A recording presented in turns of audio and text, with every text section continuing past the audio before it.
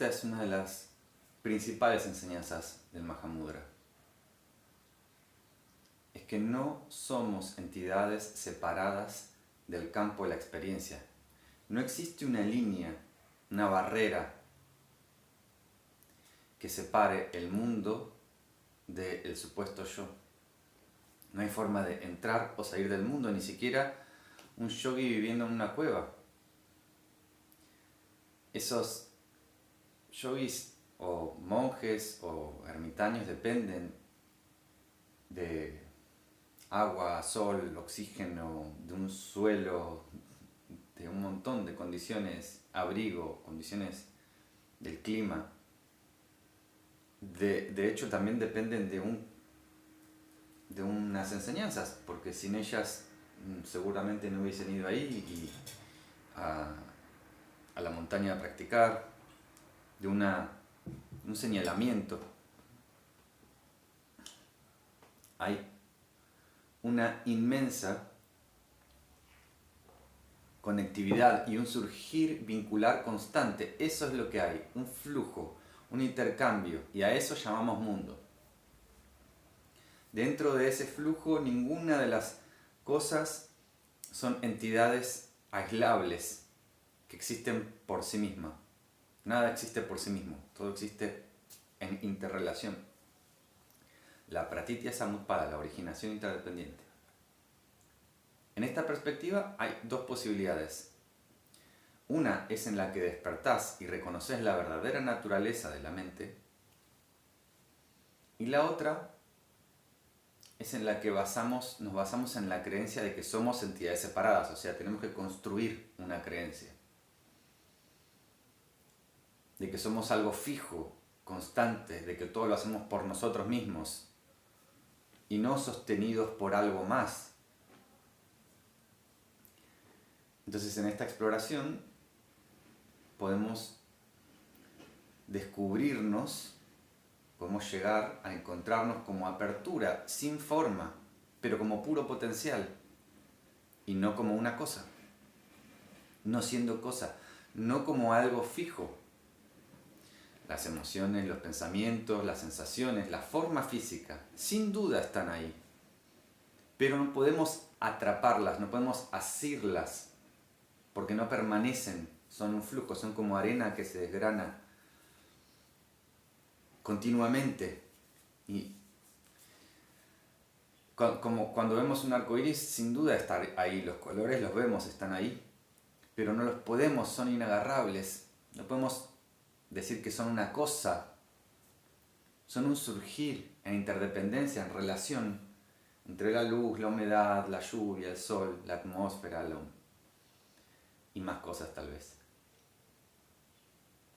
Y ese potencial de factores fluctuantes, siempre en comunicación con todo, van a vincularse no de una forma fija, sino dependiendo del estado de ánimo que tenga yo, de la temperatura del ambiente, de la salud que tiene el cuerpo y otra multiplicidad de factores. Si estamos cansados, si tenemos hambre o no, eso va a ser parte del flujo de la comunicación de cómo estamos funcionando en esta interdependencia y de nuestras respuestas que demos. Este camino y estos factores influyen en nuestra disponibilidad para participar en esta participación que tenemos. Y este camino de exploración es tan simple como investigar cómo es que son las cosas, investigar cómo es que la mente, cómo es en su esencia, en su verdadera naturaleza, o sea, no tanto en cómo la mente se presenta, no tanto en cómo la apariencia de la mente, sino en cómo la mente permanece. Sino sería algo así como el origen de los pensamientos, el origen sin forma, podría decir, y la forma del pensamiento es lo que aparece. No se trata de construir algo o tomar algo como un punto de partida y tomarlo como un punto de partida, el constructo, sino reconocer eso que estaba ahí y que siempre estuvo ahí desde el principio. Y por eso se lo llama descanso, porque ese principio es lo que sostiene todo el otro constructo, tenemos que sostenerlos, tenemos que reafirmarnos continuamente en narrativas las construcciones, lo fabricado, pero lo que sostiene es descanso. Lo que siempre sostuvo toda la multiplicidad de formas aparentes que tomó la experiencia. Esta atención primordial fue cubierta como por capas de hábitos, o como dicen, el cielo inmaculado y que siempre está ahí, es cubierto por nubes. Pero sigue estando ahí el cielo. Y estos hábitos se entramaron y crearon un constructo complejo, hasta que se volvió como un interactuar desde el constructo, en lugar de desde la esencia de lo que somos, desde el personaje construido, desde la fabricación. Ese constructo lo sostenemos con narrativas, conclusiones, justificaciones de quién somos, de cómo somos, de qué tenemos que estar haciendo. Incluso nuestros valores y creencias están ahí. Y todo esto lo tenemos que estar repitiendo continuamente como un mantra o como una autosugestión hipnótica para sostener la ilusión del yo, mí y mío. Mahamudra diría que si bien este constructo puede ser a veces confortable, es totalmente carente de claridad o de insight. Solo se puede sostener cuando miro así, cuando miro como medio nublado, pero cuando veo, descubro lo artificial, la artificialidad de esto. Digamos, una pequeña dosis de autoengaño para sostenerlo, que es habitual. Puede ser que aparentemente este constructo sea confortable porque a través de creencias, dogmas, espacios no revisados, opiniones, aproximaciones, se crean certezas y nociones que protegen, certezas ilusorias, y son corazas esos lugares no revisados, que protegen a ese yo ilusorio. Y esto forma una dialéctica también dualística, en donde el mundo está allá afuera y entablamos, a través de la cultura humana ordinaria, por así decirlo, una dialéctica vincular también sostenida a través del lenguaje, ¿no? El lenguaje nos dice que son cosas también, entonces nos revisamos. El lenguaje funciona como un gran encubridor en ese espacio. Si vemos a las apariencias del mundo como flujo y no como cosas, pero las nombramos como cosas, se termina la investigación. El lenguaje mismo está encubriendo algo que está detrás.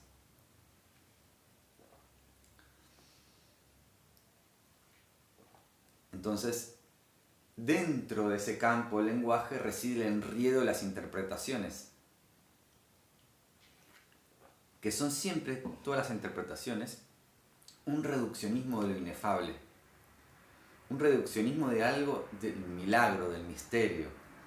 Es el mapa que se construye conceptualmente en lugar de la experiencia. Entonces, ya ese mapa es lo que vamos a estar viendo en lugar de el misterio. Y eso va apagando los colores los colores de la experiencia. Porque voy a estar viendo algo viejo. La experiencia es siempre algo nuevo. Para Mahamudra, esas interpretaciones son las que van a representar una barrera para percibir a la mente, a la esencia de la mente y a la naturaleza de todas las cosas, tal y como es en su naturaleza vacua, ¿no? Y vacuidad, siempre en el contexto budista en general, significa que es no que no hay nada, sino que no hay una cosa, de que no tiene existencia por sí mismo y que carece de una entidad, pero no se puede negar que está ahí. Por eso el monje zen diciendo, bueno, no hay nada, cayendo en un nihilismo, no hay nada. Ah, no hay nada. Y el maestro le pega un palazo. ¿Y esto no es nada? Sí, claro, pero nada de eso es una cosa, son flujos, es un continuo flujo efervescente.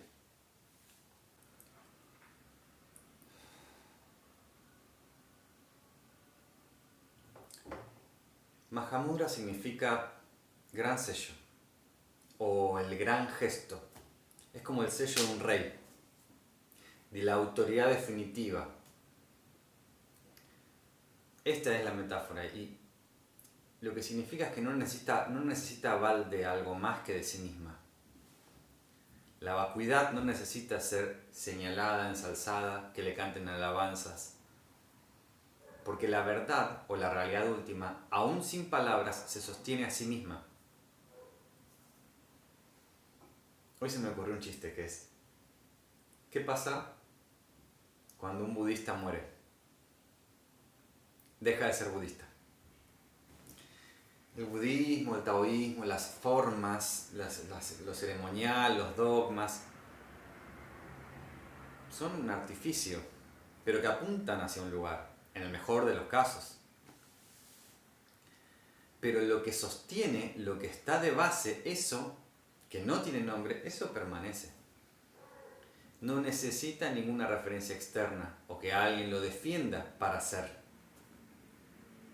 Desde la perspectiva de los constructos del yo ilusorio, se está continuamente defendiendo a sí mismo ese constructo. Me tengo que sostener. Velado por mí mismo.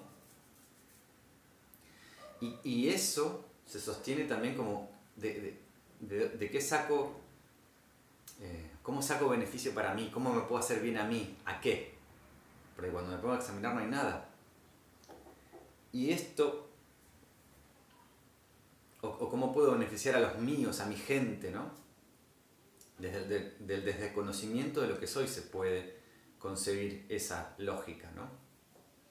Que bajo el examen de la atención parece un absurdo.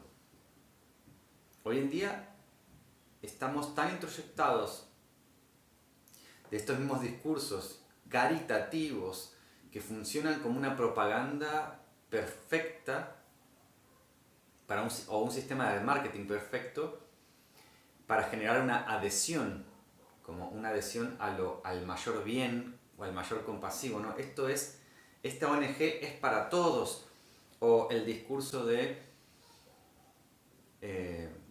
organismos internacionales por el bien, vamos a hacer esto por el bien de los demás, pero bajo ese título hay detrás intenciones muy oscuras, muchas veces, ¿no? Vamos a ir a llevar a democracia a ese lugar, y sacan el petróleo. O embanderando de las mejores intenciones se generan las cosas más atroces, porque son más difíciles de cuestionar. Más difícil de cuestionar a alguien que viene con un discurso de esta forma. Así que detrás de la bandera esta del bien y somos todos para un mundo mejor, hay muchas veces el ejército de la destrucción detrás. Entonces hay infinidad de narrativas que asumimos, que incluimos sin examinar y las adoptamos totalmente sin contrastar. Aceptamos valores, creencias, información sin tener ninguna evidencia de ello, ningún tipo de análisis o de observación. O sin que el relato, que lo que me están diciendo, y la experiencia de algún modo coincidan, pueden ser totalmente opuestas. Entonces la Tierra viaja a 1600 km por hora. ¿Cómo puede calar tan rápido eso en tu persona? Si no tenés, y automáticamente, si no tenés, vos no tenés ninguna evidencia de ello. Capaz otro tal vez la tenga, pero vos no la tenés. Pero entre tanto, la adoptamos, la aceptamos como sesgo de autoridad.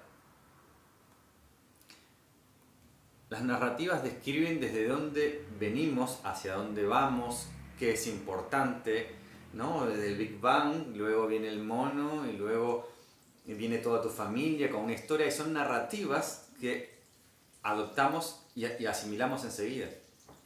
porque comió tal proteína el simio, entonces sos un simio. En realidad, reconocete que sos un simio. Ah, sí, soy un simio.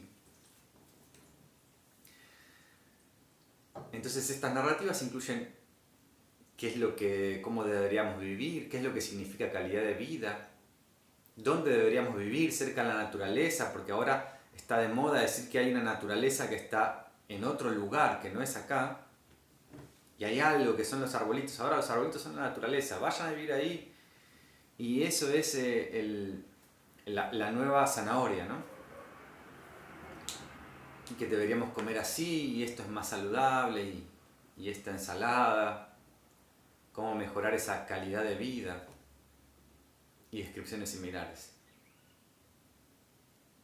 Vivir reproduciendo discursos, vivir siguiendo mandatos, es permanecer en ese aspecto del constructo mental, habitar en el relato, volver a ese misterio inefable, eso sin forma, como pura apertura, como el espacio no fragmentado. Ese es el Dharma, ese es el camino de las antiguas tradiciones. Aún así, la mayor cantidad del tiempo vivimos bajo una visión fragmentada, imbuida de esas creencias y valores que adoptamos. Desde esa perspectiva del constructo. Y muchas veces hasta la práctica se vuelve algo así segmentado, ¿no? Está la práctica y después cuando salgo a la vida, nada de eso me transformó realmente. O sea, solo se volvió un gesto automático.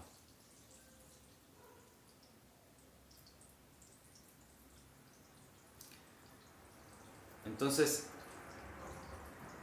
lo que está pasando es otro gesto más de un mapa mental creando una fragmentación mental más ahí.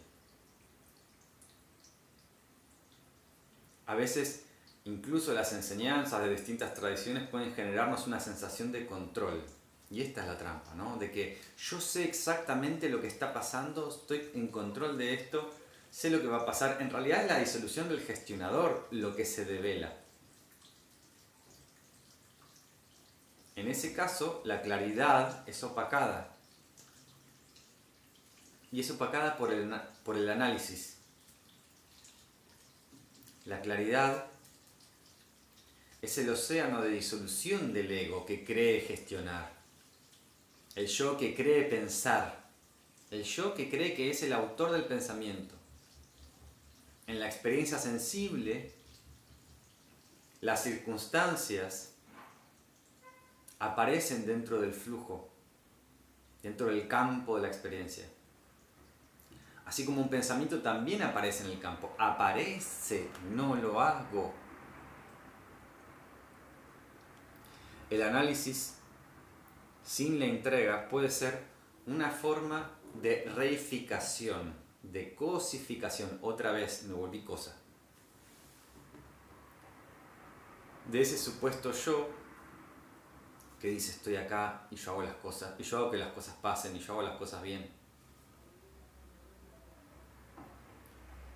Y en el reflejo de los hábitos culturales que nos atraviesan ante la multiplicidad de fenómenos, solemos reaccionar queriendo etiquetar continuamente y analizar, de forma que ese análisis sea con lo que me voy a estar relacionando, con la acumulación de información. Es lo que voy a ver como si fuese ver mi propia proyección en lugar del fenómeno desnudo. De forma que mediamos o interferimos la experiencia que aparece en el campo de la conciencia en base a nuestro background, ¿no? De análisis. La mediamos de nuestra información previa, de nuestra memoria. Así que al encontrarnos con la inmensidad de la experiencia, en lugar de recibirla en forma fresca y nueva, con la apertura de nuestra mente, esa apertura, en apariencia, se cierra en fijación, en ver solo los saberes previos. Y esa es la condición humana actual. Es como que yo tenga un armario con muchas ropas. Y esas ropas son la capacidad de la mente de crear constructos, ¿no? puedo confeccionar muchas ropas. Son fabricaciones y no reconocerme a mí mismo sin ropa, que puedo perfectamente estar desnudo, y reconocerme en función de la ropa, ese es el límite, digamos, ese es lo que me pone un borde. En realidad es mucho más, porque eso, como eso que somos es sin forma, el potencial es mayor. La frescura, la posibilidad de respuestas es mucho más abierta.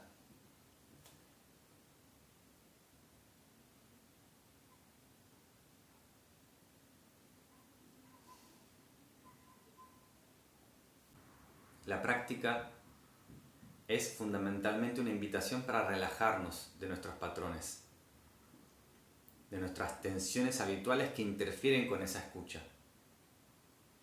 Nuestra ansia de querer entender, de querer saber, de querer controlar, de querer ser, de querer figurar, de querer tener seguridad. Todas esas intenciones son el ruido, son la reacción y aparte lo que va a fomentar la proyección, a que yo me encuentre de nuevo con la misma información que emerge de la mente. De la mente en el sentido de los constructos mentales. ¿Qué está pasando? ¿Qué significa esto? ¿Para qué sirve esto? ¿Qué función tiene? Esas son las tensiones que en la dirección en la que se pone la atención en lugar de desnudarse a la escucha. Y mucho más.